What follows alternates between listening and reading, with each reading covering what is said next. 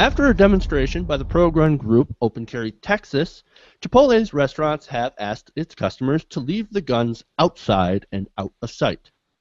A petition by Moms Demand Action and a social media campaign convinced Chipotle to ban open carry of rifles, which is legal in Texas, yet handguns, of course, are not legal to open carry in Texas, a fact that I find interesting. We've actually got a picture of the demonstration here, or at least a couple of people involved in the demonstration. Let me show you that. I don't know about you guys, but I feel safer with those guys around. They look well trained. I think Chipotle made a big mistake. That guy's obviously a lifetime customer. I feel safer with those guys watching my back because you never know. Those burritos could give you indigestion. And you know what they say, right? The only thing that can stop a bad guy with a burrito is a good guy with a gun. Oh. I know. Anyway, Open Carry Texas was, of course, quite disappointed in Chipotle's dinner disarmament. And one of the attendees of the lunch had said, quote, "I'm honestly a little bit disappointed, but it is their right to do that as a corporation," which, of course, he's 100% right. Now he continues, "I don't think they would have done that if it would not have been for Moms Against Action," which they pretty much bombarded Facebook and Twitter with things like that.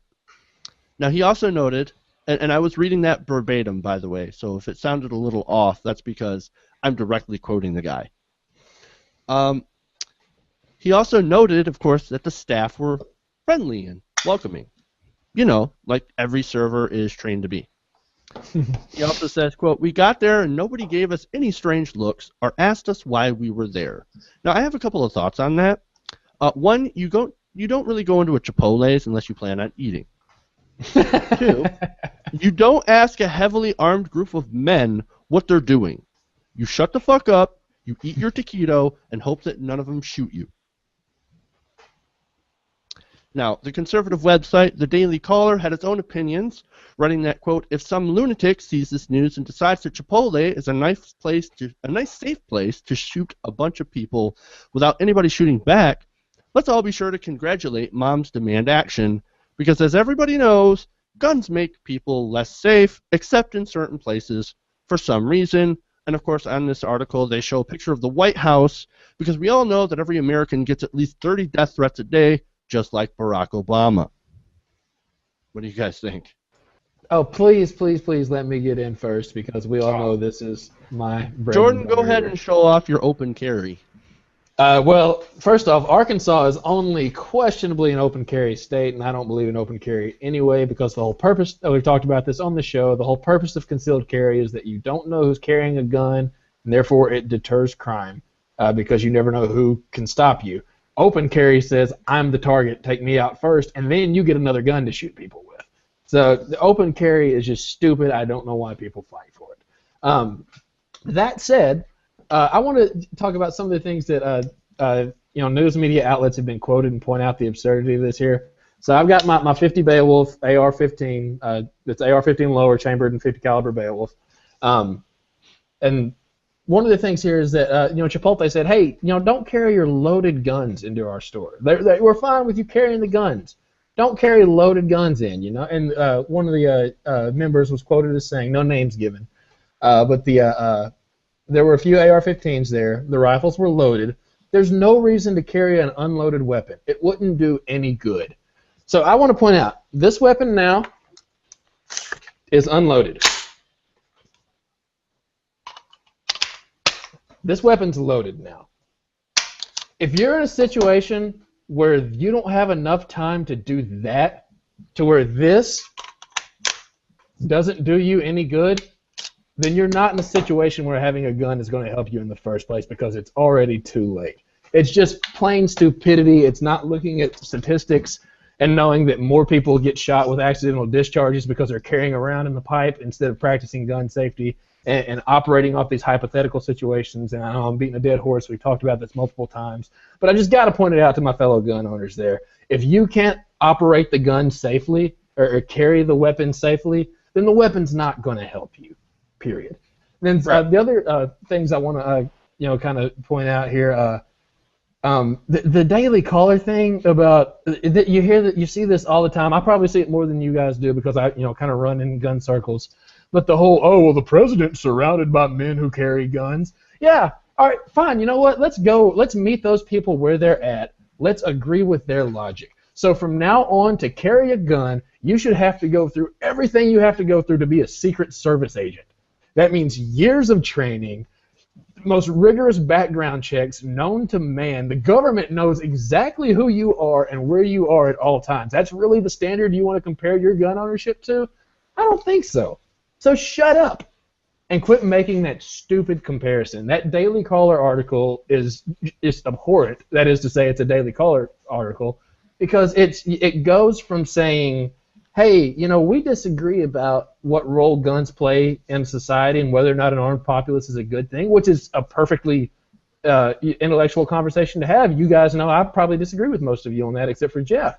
But then they go from that to, we are rooting for something horrible to happen to you so we can sit around and go, na boo boo, your kid got shot.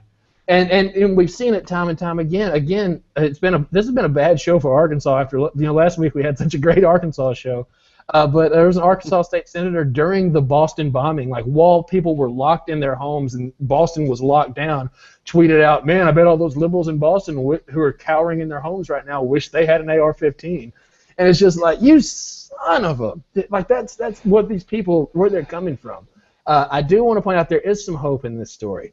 And that comes, what's really encouraged me comes specifically from a man by the name of Jerry Michalek, who no one else but me will recognize, but he is probably the most talented shooter in the history of shooters. He is a rock star legend in the gun community, and he's an older gentleman, and is still is what he can do is just, it's unbelievable.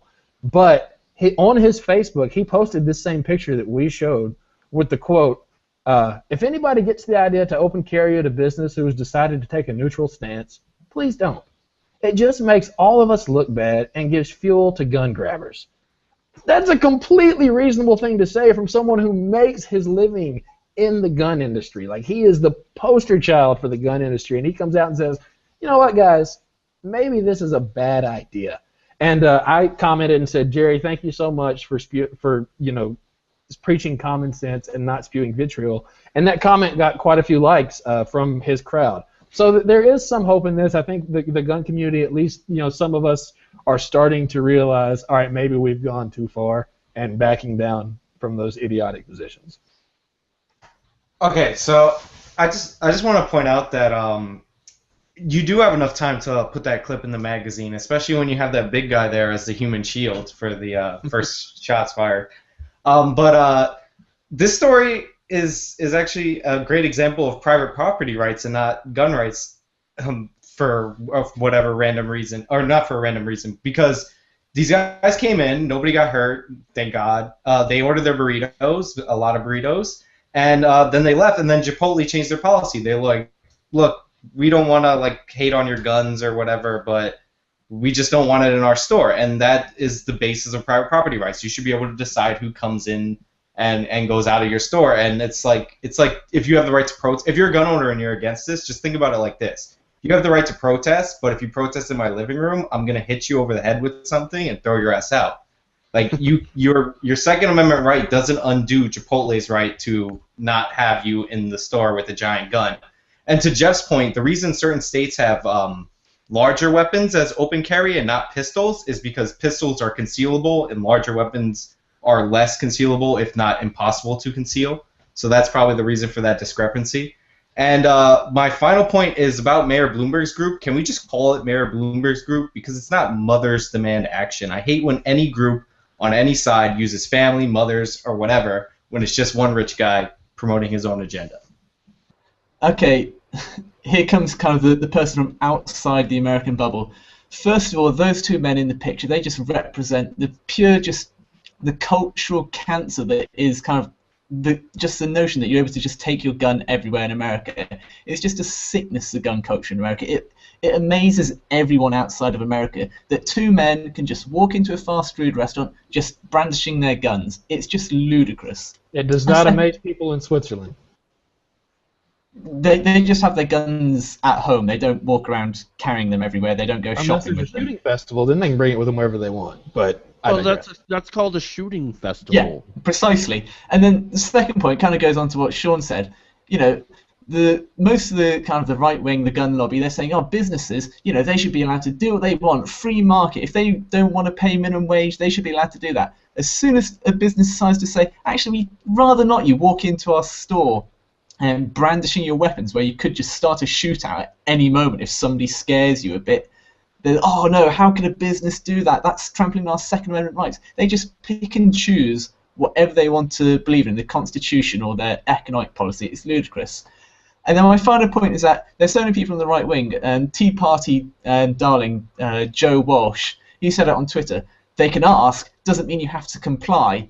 And it's like, I mean, admittedly, Chipotle can just say, well, they can ask, and they don't have overall kind of final say on whether or not people can walk into their store. But Joe Walsh is basically saying, no, kind of fuck those companies, ignore them. You walk in with their guns proudly, and if someone starts shooting or if someone looks at you funny, you shoot back, you kill loads of people if that sort of event arises. It's just pure madness. Every time you do a gun story, every time the Young Turks do the gun story, the vast majority of certainly their European audience, certainly their Australian audience, were just tearing our kind of hair out, just thinking, why do you like your guns so much? It's just pick up another hobby, take up gardening or something. You don't need your guns. At least you certainly don't need to walk around with them everywhere. Keep them in your homes, fine. Don't take them to your shopping mall. Should we take up RPGs as an alternative hobby? Anything would be better than guns. An RPG. RPGs would be much better. Oh, I thought you meant role-playing games, not... Yeah. Yeah, I'm thinking like shoulder-mounted freaking rockets. Which, you know what? Under their vision of the Second Amendment, I should be able to have. Damn it. Well, I think the interesting thing about the Second Amendment is that what a Second Amendment calls for is a well-regulated militia, but it's those two words, well-regulated, that people really like to leave out when they're talking about the Second Amendment. And what's happened is that people like the NRA and people who are very pro-gun have swung the conversation so far to the right that anybody who's just trying to come up with a rational solution for the two sides, or anybody who might be anti-gun and who's on the left, has to swing far right of center to even be considered rational. And it's because the NRA and their lobbyists have just swung the conversation so far in the opposite direction.